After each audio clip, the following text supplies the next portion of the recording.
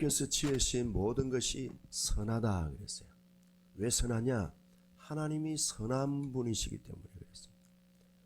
살다 보면 오르막도 있고 내리막도 있고 때로는 빛도 있고 어둠도 있고 어떤 때는 순탄하게 가다가도 골짜기로 이렇고 내리막길도 있고 또 내리막길 가다가 한참 또 산 정상으로 올라갈 때도 있고 인생의 길들이 다 우리에게 흡족하고 만족스러운 것이 아니죠.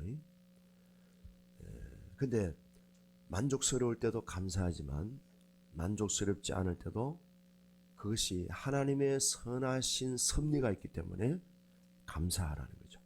감사하면은 만족스럽지 않은 그것이 나중에는 감사의 조건으로 변화될 수 있다는 거예요. 한번 따라합시다. 범사에 감사합니다. 항상 감사합니다. 쉬지 않고 감사합니다. 지난 주일날 제가 6.25 그 유공자들을 대접한 식당 그 여자 사장님에 대해서 얘기를 잠깐 들었는데요. 그 여자 사장님이 유공자들을 매주 목요일마다 이분들이 오는데 그때마다 무료로 점심을 잘 대접했다는 거죠. 4년 동안 했습니다. 근데 4년 동안 무료로 식사를 대접할 때 이 사장님 마음이 이런 얘기했습니다. 나라를 위해서 헌신한 분들에게 감사한 마음으로 식사 함께 대접하는 게 뭐가 그리 큰 일입니까? 고마우신 어른들께 당연히 대접해야 한다고 생각합니다. 고마운 마음으로 대접한 거예요. 또 대접을 받은 이 유공자들은 식사하러 갈 때마다 이번에 대접을 받으니까 존중받는다는 느낌이 든다는 거예요. 동시에 미안한 마음도 느껴져서 여름이면 수박, 가을이면 곶감, 또 겨울이면 김 등을 사서 선물로 드리기도 하지요. 너무너무 감사하지요. 그랬어요. 여기까지 제가 지난주 얘기 드렸습니다. 오늘은 후편입니다. 국가보훈부 장관님이 이 얘기를 듣고 쏜살같이 달려갔습니다. 16일 날 금요일이죠. 달려가서 이 식당 주인에게 국가보훈부 장관 이름으로 감사표를 만들어 가지고 전달을 했습니다. 이렇게 유공자분들께 베풀어 주시는 사장님에게 국민의 한 사람으로 감사를 드립니다. 그랬더니 또 사장님이 뭐 대단한 일도 아닌데 이런 감사표까지 이걸 받아도 될는지 모르겠습니다. 그랬어요. 그래서 사장님이 이제 또 얘기합니다. 장관님 50명을 보내주시면 내가 또 대접하도록 하겠습니다. 그랬대요. 조그마한 감사가 계속 감사가 확장되어지고 감사, 대감사, 국민적인 감사단체로 확장되어지는 것을 보여주고 있습니다. 한 사람의 감사가 있는 곳에 전체가 감사의 도가니로 빠지게 되고 나중에 이것이 뉴스로 나가고 국민들에게까지 확장되는 걸 보면은 참 이 감사의 위력이라는 게 대단하다는 것을 다시 한번 느낍니다. 불평을 심으면은 불평을 거두고 감사를 심으면은 감사를 거두고 어떤 분들을 보면요 사람을 딱 보면요 그 사람의 흠집을 기가 막히게 잘 찾아내는 사람이 있어요. 그래서 이런 사람을 흠집 찾기 달인 이렇게 이름을 붙여주고 싶어요. 옛날의 얘기인데요. 대신방을 갔다 오는데 어떤 권사님이 저를 쿡 찌르. 목사님, 그분 자세히 보셨어요? 글쎄요. 얼굴 이쪽 밑에 칼자국이 있어요. 나 못 봤네요. 혹시 조폭 출신 아닌가요? 그분은요, 신방 갈 때마다 전문적으로 딱 사람을 딱 보면요, 흠집을 딱딱 찾아내는 분이셔요. 저는 아무리 봐도 안 보이는데, 그분은 은사가 있는 것 같아요. 어쩌면은 그렇게 흠집을 잘 찾아내는지 몰라. 목사님, 그분 말투가 좀 이상하죠? 혹시 간첩 아닙니까? 북한 말씨가 사찰이게. 정말 대단한 은사예요. 근데 그런 은사가 별로 소용이 없잖아요. 그런 은사는 다 예수 피로 씻어 흘려 보내시고 좋은 점을 보는 우리가 되기를 바라요. 한 수도사가 자기 스승님한테 질문을 했습니다. 스승님, 지금 우리 시대의 가장 큰 문제가 무엇입니까? 무엇이라고 생각하십니까? 지금 전쟁입니까? 그렇지 않다. 그러면은 재난입니까? 그것도 아니다. 그럼 경제 문제입니까? 그것도 아니다. 그럼 대체 뭐가 문제입니까? 이렇게 답했대요. 감사할 줄 모르는 것이 오늘 이 시대의 가장 큰 문제다. 그랬어요. 시편 136편 25절에 보면은 모든 육체에게 먹을 것을 주신 이에게 감사하라. 그 인자하심이 영원하미로다. 성경 말씀은 우리가 먹을 것이 있다는 이것에 대해서 감사하라고 하셔요. 먹을 것, 오늘도 우리가 일용할 양식이 있다는 이것이 참 은혜 아닙니까? 그 하나님의 우리에게 일용할 양식을 주시는 그 하나님이 선하심과 인자하심이 영원하다 그랬어요. 그 하나님께 감사드리라는 거예요. 우리가 먹을 수 있다는 것은 인간의 가장 생존의 가장 기본적인 거 아닙니까? 저와 여러분들이 오늘 아침에, 저도 오늘 아침에 뭐 우유에다가 뭐 이렇게 뭡니까 하여튼 뭐 갈아가지고 뭐 이렇게 한 거, 미숫가루처럼 그걸 한 잔 주는 걸 먹고 왔습니다. 또 오늘 교회 오니까 또 떡을 누가 해가지고 떡도 먹었습니다. 이렇게 우리가 살아가는 생존의 가장 근본적인 먹을 것이 있다는 것에 대해서 감사하라는 이 말은 무슨 말이에요? 총체적인 것이 다 감사의 제목이 될 수 있다는 거예요. 우리가 손쉽게 먹을 수 있는 시대를 살아가고 있습니다. 요새는 먹는 인심이 좋습니다. 주인한테 뭐 윙크만 해도 밥 한 그릇 주고요. 말만 잘해도요, 찐빵 두세 개 더 얻어먹을 수 있는 시대입니다. 그렇게 먹을 것이 풍요롭게 된 이것도요, 하나님의 은혜라는 거예요. 우리가 입고 있는 옷도, 우리가 건강을 유지하는 것도, 여러분들이 또 차량 운전하면서 교회 출입하시고 또 볼일도 보시고 얼마나 감사합니까? 그렇죠? 당연하게 생각하면은 다 당연하지만은 당연한 게 있다 없다? 하나도 없다. 다 뭐예요?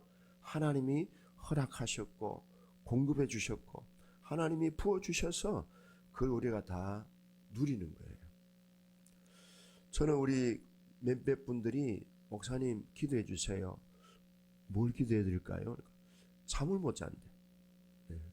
그래서 어떤 분은 기도했더니 잠을 잘 잔 분도 있고 어떤 분은 기도했더니 여전히 잠을 못 자는 분도 있고, 제가 잠을 못 잔다는 이해가 안 됐어요. 근데 독일에서 제가 2주간 있다가 왔는데 와, 진짜 잠 못 잔다는 게 이게 심각하다는 걸 알게 됐어요. 한번 해보실래요? 잠 못 자는 거? 그럼 기도해 보세요. 오늘 밤에 주님 잠을 못 자는 그 체험하게 해주세요. 한번 해보세요.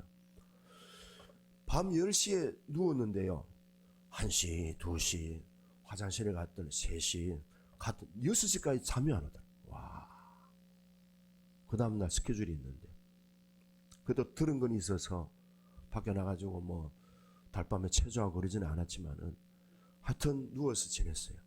그때 제가 와, 우리 권사님들이, 집사님들이 불면증으로 고생한다는 것이 이렇게 고통스럽구나 하는 것을 제가 느꼈어요. 며칠 지나서 저도 이제 다시 원상태로 돌아왔지만요. 지난밤에 여러분 잘 주무셨어요? 네, 이거 큰 은혜인 줄로 믿으시기 바랍니다. 여러분, 과거에 우리 조명순 권사님이 저보고 잠이 안 온다 해서 목사님 병원 한번 알아보라 해가지고 검색을 했는데, 야, 이 잠을 못 자는 분들이 엄청 많더라고. 검색을 해보니까 불면증 특허, 특효 병원 이렇게 선전해 놨는데 잠을 자게 해주는 병원도 많더라고요. 와, 우리가 코를 골고 자든지 대자로 자든지 하여튼 잠을 잘 잘 수 있다는 이거 얼마나 큰 복입니까? 네. 할렐루야, 감사하죠. 그런 의미에서 한번 해봅시다. 주님, 잠 잘 자게 해주셔서 너무너무 감사합니다. 예전에는 미처 몰랐어요. 잠을 잘 수 있다는 것도 참 큰 복이죠. 우리가 정말 당연한 게 하나도 없다는 게 실감이 납니다. 누가복음 17장에 보면은 나병 환자들이 10명이 있어요. 이 환자들은 동네에 들어오지를 못해요. 나병 환자는 저주받은, 하나님 앞에 징계받은, 죄 때문에 그렇게 됐다는 구약 전통 때문에 사람들이 살고 있는 동네는 못 들어와요. 그래서 저게 동네 밖에 동굴이나 야산이나 또 뭐 이런 데서 움막 짓고 사는 거예요. 그럼 누가 먹을 거 주냐? 가족들이 이제 동네 입구에 갖다 주면은 가지고 가서 먹기도 하고 그렇게 합니다. 이 10명은 완전히 집단 공동체 생활하는 거죠. 나병 환자 10명이. 근데 예수님이 지나가신다는 소문을 듣고 마을 입구에서 예수 선생님이여 우리를 불쌍히 해주세요. 다윗의 자손 예수여 우리를 살려주세요. 우리를 불쌍히 해주세요. 우리를 고쳐주세요. 다 고함을 질렀더니 예수님께서 들으시고 제사장들에게 가서 너희의 몸을 보여드리라 그랬어요. 그래서 이 사람들은 예수님이 하신 말씀 그대로 믿고 제사장에게 가다가 보니 피부병이 깨끗해진 거예요. 뭐 점 있는 얼룩덜룩한 이런 피부가 깨끗해지고 막 고름이 흐르던 피부가 깨끗해지고요. 사람들이 막 놀래가지고 와 대박이다. 이 사람들은 진짜 대박이죠. 로또보다 더 대박이죠. 평생 저주받은 인생으로 살아야 했는데 지금 고침받은 거예요. 이 기적 중에도 놀라운 기적이 인간이 만들 수 있는 기적이 아니죠. 이건 정말 하나님의 직접적인 터치, 하나님의 직접적인 고침인 거예요. 그럼 저와 여러분들 같으면 어떻게 해야 되겠어요? 당장 예수님께 뛰어가서 우리는 아이고 주님 대박입니다. 이런 은혜를 주신 주님 우리가 그냥 갈 수 있습니까? 주님 고맙습니다. 가시죠. 지금 뭐 가까운데 할매 순댓국집이라도 한 그릇 사드리겠습니다. 이렇게 하지 않겠어요? 별로 뭐 반응이 없는 것 같아요. 반응이 없으니까 목이 자꾸 마르네요. 병을 고쳐주는 것에 대해서 얼마나 그죠 감격스럽겠습니까?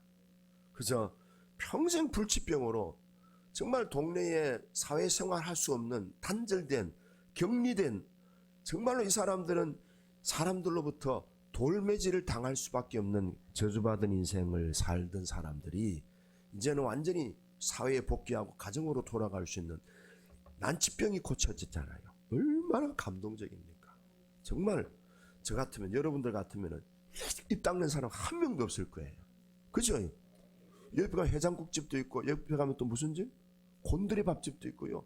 저 뒤에 가면요 추어탕집도 있고요. 그냥 가겠습니까? 우리 교회 식구들 같으면 다 그러죠.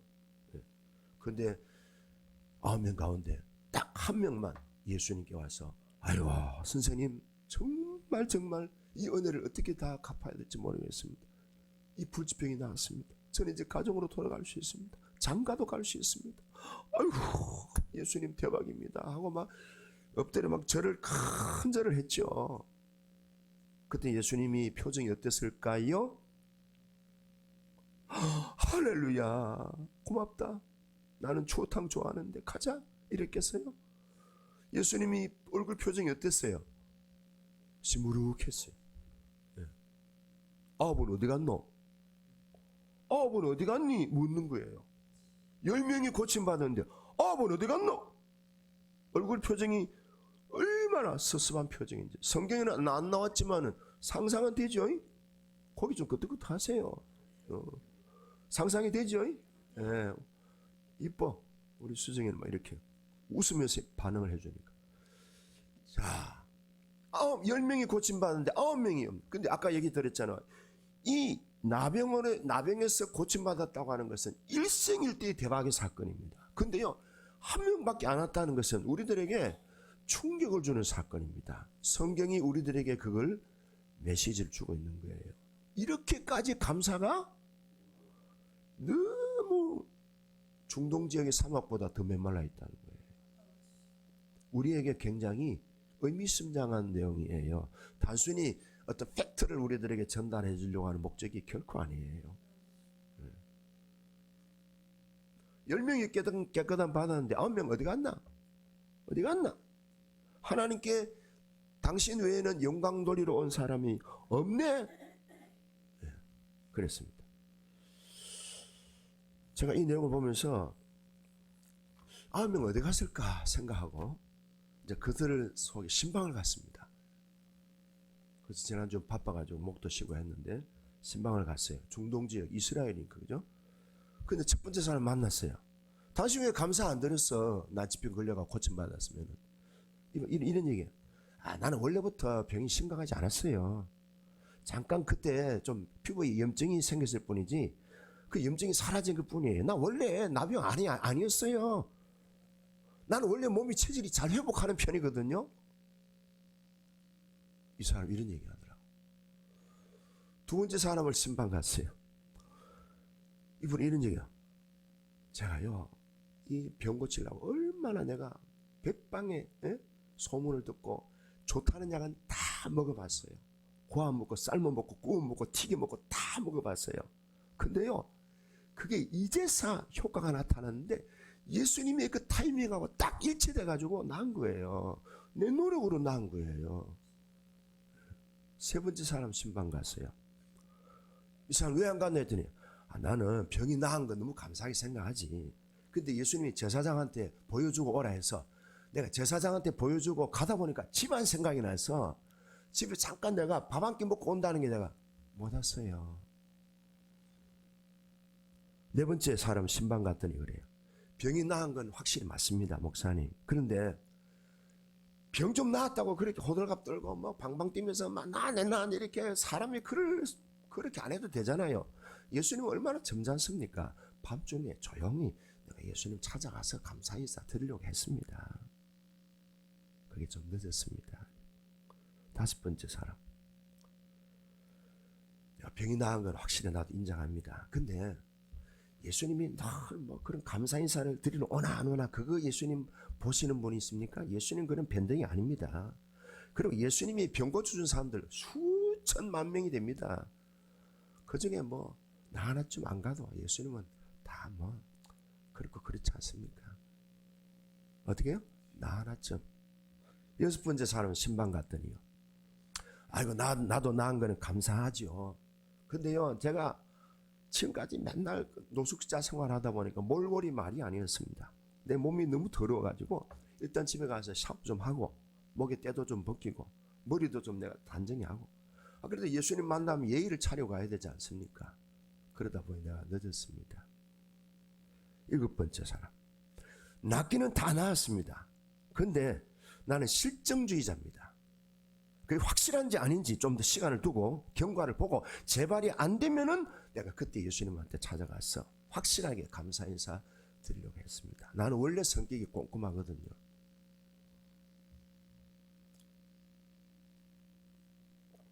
이런 사람 있어요, 진짜. 여덟 번째 사람 만났습니다. 저는요 서울대 병원에 공인된 병원에 가서 확실하게 나병이 나았다는 것을 확인해야 나는 믿을 수 있는 사람입니다. 그래서 그거 결정나고 확실히 진단 후에 예수님께 감사 인사 드려도 예수님은 삐지고 그럴 뿐이 아니니까 아마 예수님도 이해하실 겁니다. 마지막 아홉 번째 사람. 예수님께 감사드리는 건 당연하죠. 근데 오늘 내가 알고 보니까 우리 사촌 아이가 결혼식입니다. 그래서 결혼식에 내가 가면은 훨씬 결혼식이 또 풍성해질 것 같고 내가 나와서 가면 얼마나 좋아하겠습니까? 그래서 잔치에 참석하고 가서 예수님께 인사드려도 늦지 않을 거라고 생각하고 제가 못 갔습니다. 어떠세요? 상상력을 동원해서 했는데 별로 실감이 안 나는 것 같은데요. 표정들이 좀 찌부둥하고. 어쨌든 우리가 상상할 수 있는 내용들을 다 동원하더라도 확실한 것은 뭐예요? 지금 당장 하나님께 주님께 가서 감사를 드리라는 뜻이잖아요. 근데 우리에게 그런 부분이 너무 지금 기본이 안 돼 있다는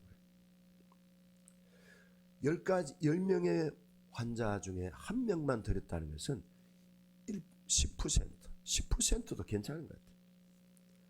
상징적으로 보여주는 사건이에요. 감사해야 할 일이 많은데도 감사를 잊어버리는 우리의 모습을 보여줍니다. 어제 어떤 분하고 이런 얘기다. 사람이 한 50이라고 하는 은혜를 받아서 감사하잖아요. 그죠? 막 감사하는데, 근데 50이라는 그 어떤 그런 일을 통해서 감사를 느끼고 감사했는데, 상대방은 70을 받는 걸 봤어. 에? 그래서 70 받는 걸 보고, 에이씨, 나 50 받는 건데 괜히 이만큼 감사했는데. 안 해! 이러는 분들이 있대요.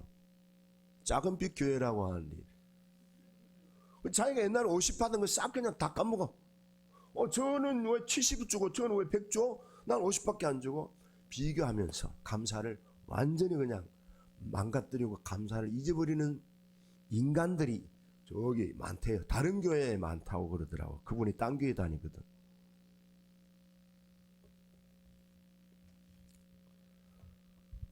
그 얘기 들으면서 저 얘기 나한테 들으라는 얘기가 이런 생각이 들더라고요. 찬송가 429장 우리 1절만 불러봅시다.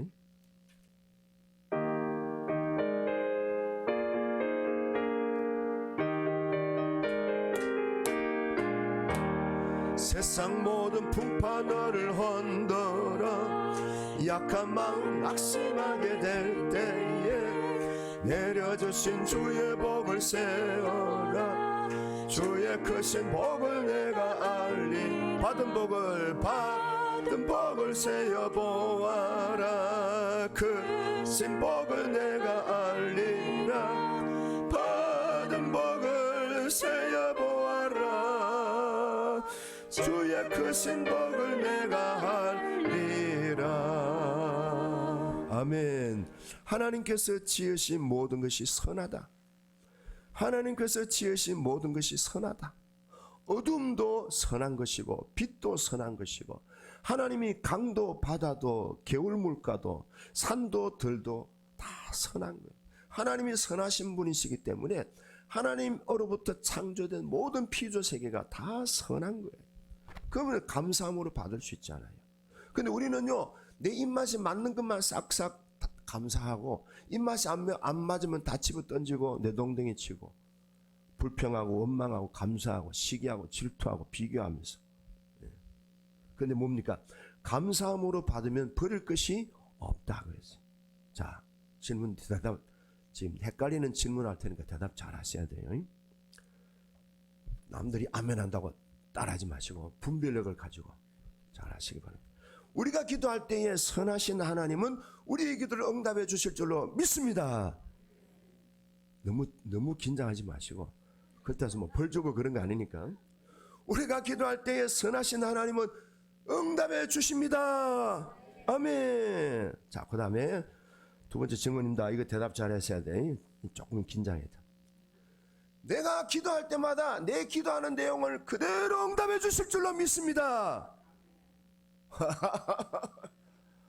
네, 이게 함정입니다.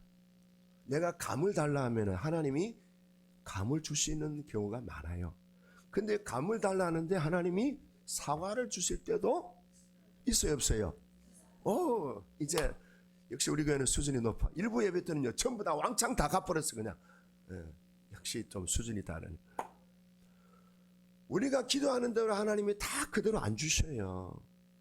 살려달라 하는데 생명을 거두어 가시는 경우도 있더라고. C.S. 루이스라고 하는 사람이 헤아려 본 슬픔이라는 책에서 그런 자기 간증을 하는 거예요. 자기 아내가 병이 들었어요. 하나님 앞에 너무 간절해서, 하나님 내 아내 살려주세요. 내 아내 병 고쳐주세요. 하나밖에 없는 내 아내입니다 하고 그렇게 기도했어요. C.S. 루이스는요, 하나님 응답해 주실 줄은 믿었어요. 살려달라고 하는데요, 하나님 생명을 거두어 가셨어요. 뭡니까? 처음에는 하나님이 침묵하셨다는 거예요. 살려줄게. 그래, 내가 네 기도를 듣고 있으니까 살려줄게. 뭐 그런 때도 있죠. 근데 아내를 살려달라는 기도를 했는데 하나님이 가만히 가만히 계시는 거예요. 근데 C.S. 루이스가 이런 소리 들었다는 거예요. 하나님께서 문을 꽝 하고 닫는 그런 문소리가 들렸다는 거예요. 여러분 한번 생각해 보세요.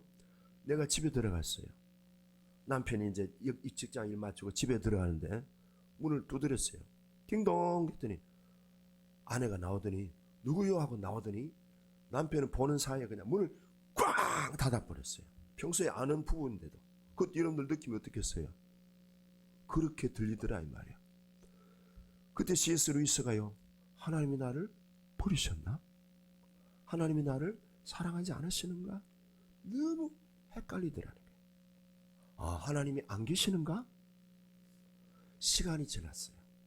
아내가 세상을 떠나고 애도의 시간을 보내고 깊은 침묵 속에서 하나님과 만나는 거예요.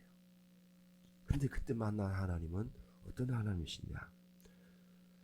하나님이 내 기도를 거절하신 것이 아니라는 거예요. 두 번째는 하나님이 안 계시고 나를 버리신 것이 아니라는 거예요. 아내의 생명을 거두어 가신 것을 통해서 하나님은 내 인생의 또 다른 형태의 응답과 섭리를 보여주셨다는 거예요. 그러면서 하나님의 선하심과 인자심이 영원하신 성품을 생각해 보면서 하나님을 의뢰함으로 나아갔다는 거예요. 그거예요.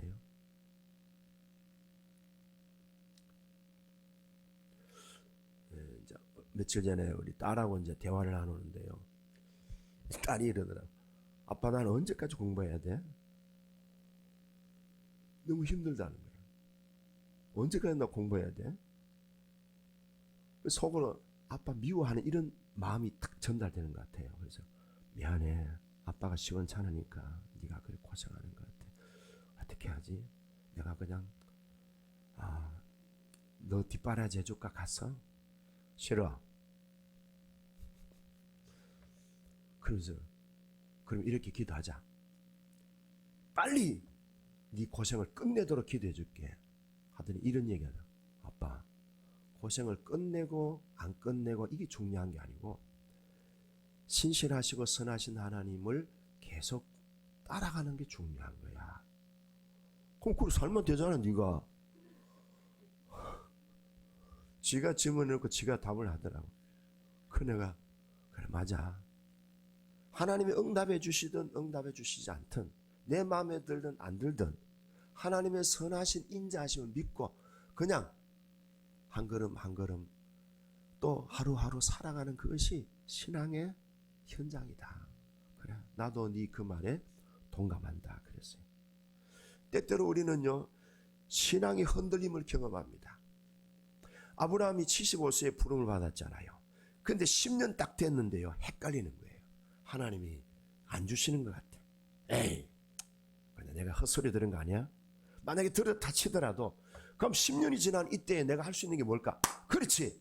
아내가 남편한테 종용했습니다. 여보, 우리 집에 저 젊은 여자 하갈이라는 여자 있잖아. 저 여자를 통해서 애 만들어. 나는 이미 끝났잖아. 저 여자를 통해서 저 여자 젊고 건강하니까 저 여자 통해서 애 만들어. 그랬더니 아브라함 어떻게 했어요? 아내 말을 그런 거는 잘 들어 또. 그런 거는 잘 들어. 다른 거는 잘 안 들으면서. 그래가지고 하갈을 아브라함이 취해가지고 아기를 만들었잖아요. 근데 세월이 지나는데 이거 아니다 하는 게 느껴지는 거예요. 하나님 분명히 네 몸에서 너와 네 아내의 몸에서 이거 아닌데 실수했다는 걸 느낀 거예요. 그래서 하나님 앞에 내가 잘못했구나. 아브라함은 이 하갈을 통해서 난 이스마엘이 자신의 진짜 후계자, 자신의 진짜 하나님의 약속의 아들인 줄 생각했는데 아니구나 하는 걸 느낀 거예요. 그래서 99세 때에 하나님이 아브라함에게 나타나셔서 내년 이맘때에 네가 네 아내를 통해서 아들을 얻을 것이다. 네 이름을 아브라함이라 하고 아내의 이름을 사라라고 해라. 그리고 이제 태어나는 아이들한테 전부 다 할례를 행해라. 그래서 아브라함이 할례를 행하면서 하나님이 주실 아기를 준비한 거죠. 그래서 아브라함이 실수했다는 것을 깨닫게 된 거죠. 자, 믿음이라는 것은요, 우리의 기준에서 보여지는 게 아니에요. 이 믿음의 세계는 하늘 아버지의 세계입니다. 우리가 생각할 수 없는 것을 거기에서는 가능하게 하고, 우리의 왜곡된 생각들이 전혀 상상할 수 없는 무궁무진한 일들을 풀어나가는 것이 하늘의 세계입니다. 그래서 믿음은요, 한번 딱 가지면 끝나는 게 아니고 계속 진행형입니다. 그래서 성경에 나오는 이 믿음은요, 명사가 아니고 동사라는 거예요. 자, 따라합시다. 믿음은 동사입니다. 그러니까 지금 내가 갖고 있는 감정, 느낌에 집중하는 것이 아니라 하나님의 말씀이니까 말씀대로 역사되어질 것을 믿습니다는 의지력이 필요하다는 거죠. 그러니까 아브라함이 10년을 기다리다가 상황과 환경에 빠지다 보니까 그런 이스마엘이라고 하는 실수가 나온 거죠. 신앙은요, 의지입니다. 따라합니다. 신앙은 의지입니다. 그래서요, C.S. 루이스의 스크루테이프라고 하는 편지 있습니다. 이거는 사탄이 저끼리 막 그리스도인들을 어떻게 하면은 몰락시킬까 하는 그런 내용인데요. 마귀들이 그리스도인들을 무신론자로 만드는 최고의 방법을 자기들끼리 의논한 거예요. 무언가 하면요, 하나님을 생각하는 대신에 하나님에 대한 자신들의 감정과 느낌에 집중하게 만드는 것이 그리스도인들을 무력화시키는 최고의 방법이다, 그러는 거예요. 우리도 살아가면서 이 느낌과 감정과 주어진 환경과 많은 사람들의 소리에 막 휘둘릴 때가 있어요. 그러다 보면은 말씀을 붙들고 가다가 틱 자빠지고 뚝 빠지고 나중에는 넘어지고 미끄러지고 나중에는 그냥 퍼지고 그래요. 자, 성경 말씀에 범사에 감사하라. 오늘도 디모데전서 4장 4절에 모든 것이 선함에 감사함으로 받으면 버릴 것이 없다 그랬어요. 범사에 감사하라는 말은 하나님의 약속이고, 이 약속된 말씀을 우리가 강력하게 그것을 붙들고 살아가는 의지력을 가지고 살아가는 것이 중요한 거다, 이 말. 내 어떤 기준에 맞고 안 맞고 이게 아니다, 이 말. 의지력을 작동하는 믿음을 활용하면은 범사에 감사할 수 있다는 거예요. 자, 그러면은 감사에 대한 하나님의 뜻은 이 감사가 굉장한 어떤 그런 파워가 있다는 것을 또 보여주기도 하고 그래요. 이번에도 제가 감사절 준비하면서 데보라 노빌의 감사의 힘이라는 책을 또 한번 읽었어요. 그 보면 이런 사건이 나옵니다. 데보라 노빌이 뉴욕에 있는 방송국에서 아나운서 일을 하고 있었을 때 이분이 어느 지역에 가서, 미국의 어느 다른 지역에 가서 자기 친구들과 만남이 있어서 그 만남을 마치고 이제 회사로 들어가는 비행기를 타려고 공항에 온 거예요. 그래서 이제 비행기 표가 있으니까 이제 탑승하려고 이제 게이트로 갔습니다. 게이트 가서 탑승하려고 하는데 사람들이 막, 비행기 탄 사람들이 막, 먼저 탄 사람들이 막 몰려 나오는 거예요. 그걸 방송하기를 지금 뉴욕행 무슨 비행기는 그 비행기가 결항이 됐습니다. 비행기가 문제가 있어서 뜨지를 못하게 됐습니다. 사람들이 막 나오면서 막 입이 이만큼 튀어나온 거예요. 막 환불해달라고 그러고, 뭐 물려달라고 그러고, 뭐 법적으로 소송 걸겠다 그러고, 내 일정 망쳤다 그러고, 막 사람들이 전부 다 막 와라 나오는데 막 가방 들고, 거기에 막 이 데보라 노빌도 막 부딪히고, 막 멍도 들고, 막 아주 막 참 그냥 아수라장이 된 거예요. 100%가 다 불평 불만 늘어놓으면서 입이 이만큼 나온 거예요. 비행기가 취소되면서 사람들이 화를 내고 짜증내고 환불하려고 북새통인데, 데보라 노빌이 이렇게 밀리는데 저기 깊은 곳에서 들리락 말락 하는 그런 소리가 들리는 거예요. 이게 뭔 소리지 하고 했는데 잘 안 들려. 그래서 자기도 야, 비행기 타야 되는데 내가 방송국 내가 오늘 또 출연해서 진행을 해야 되는데 이 시간 보니까 굉장히 좀 이제 문제가 생긴 거예요. 그런데 들리락 말락 하는 이 소리에 귀를 기울여 보니까 무슨 소리겠어요? 얘야 감사해야지, 범사에 감사해야지, 이 소리가 들리는 거예요. 그래요. 감사하지요. 그러면서 감사의 제목을 생각하다 보니까 비행기가 만약에 사고가 났다면 내가 살아날 수 없을 텐데 사고 나지 않도록 이미 미리 하나님이 예방을 해주셔서 내가 사고를 겪지 않아서 감사하다. 그렇게 생각한 거예요. 그러면서도 이런 상황에서 감사는 참 부당한데 정당하지 못해. 하여튼 하나님 감사합니다. 살려주셔서. 그리고 이제 비행기 표를 환불하기 위해서 줄을 섰어요. 직원들이 막 진땀을 빼는 거예요. 사람들이 막 환불하면서 막 이런 소리 저런 소리 막 불평 불망 원망 막 짜증 신경질 내니까 막 직원들이 막 긴장해가지고 업무를 처리하는데 감사합니다 해야 되는데 일단 웃자. 그 직원한테 공항 직원한테 이렇게 얘기했다.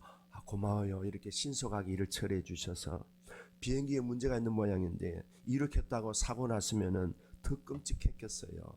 아이고 고생 많으셔요. 하면서 웃을 때 이렇게. 그때 직원이요 싱긋 웃더래요. 아이고 죄송해요. 비행기 운행이 빨리 정상화됐으면 좋겠어요. 하고 그렇게 인사하는데 다음 비행기를 이제 다시 예약을 하고 이제 비행기를 기다리는데 지나가던 그 승무원이 이렇게 자기한테 인사를 하더래요.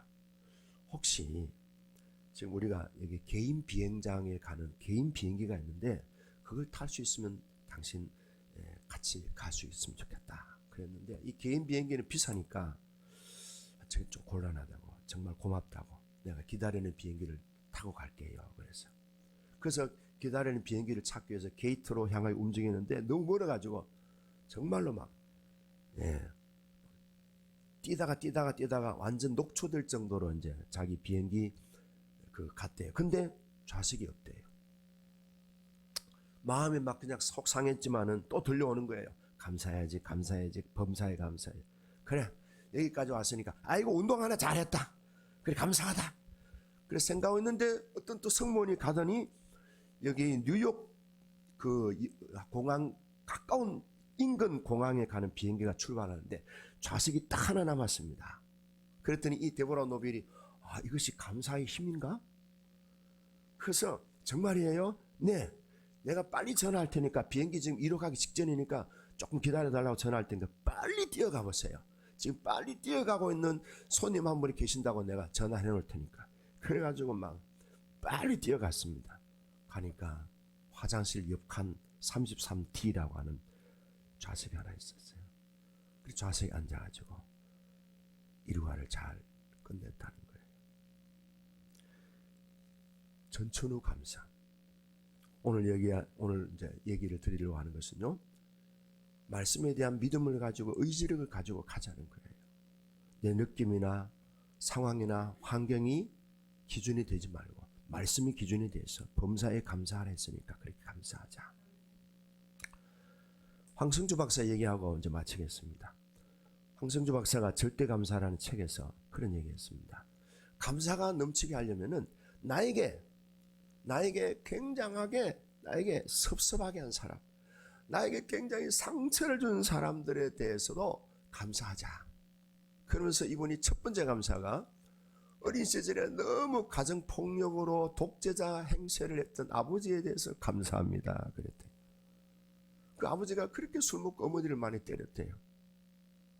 가정폭력으로 가족들에게 엄청난 고통을 준 아버지에게 감사합니다. 중학교 시절에는 내 뺨을 때렸던 선생님에게 감사합니다. 고등학교 때에 나를 왕따시킨 친구들에게 감사합니다. 대학교 시절에 어머니가 빚을 졌는데 그 빚 대신 나보고 갚으라고 나를 법정에 세운 채권자들에게 감사합니다. 의과대학 전공의 시절에 내게 모욕을 주고 엄청나게 나한테 기합을 주었던 선배들 때문에 감사합니다. 나를 거짓 비방하거나 사실을 왜곡시켜서 나에게 엄청나게 회사 운영에 고통을 준 경쟁자들에게 감사합니다. 대학교 입시에 낙방한 후에 재수 시절에 대해서 감사합니다. 결혼 초창기에 아내와 엄청난 싸움한 것에 대해서 감사합니다. 병원 확장 과정의 고통과 어려운 암 환자 진료에 대해서 감사합니다. 그러면서 이렇게 얘기합니다. 나는 이들을 허락해 주신 하나님께 감사합니다. 이들을 통해서 나의 연약함을 철저히 깨닫게 하시고 주님만 바라보게 하셨습니다. 결론적으로 나에게 고통을 주고 섭섭하게 한 사람들은 다 나를 성장시킨 사람들입니다. 지독하게 나를 성장시킨 사람들 감사합니다. 범사에 감사합니다. 항상 감사합니다. 범사에 감사함으로 부릴 것이 없게 해주신 하나님의 그 선하심과 인자심을 신뢰하며 오늘도 이번 한 해를 마무리하면서 범사에 감사하시면서 승리하시길 축복합니다. 기도하겠습니다.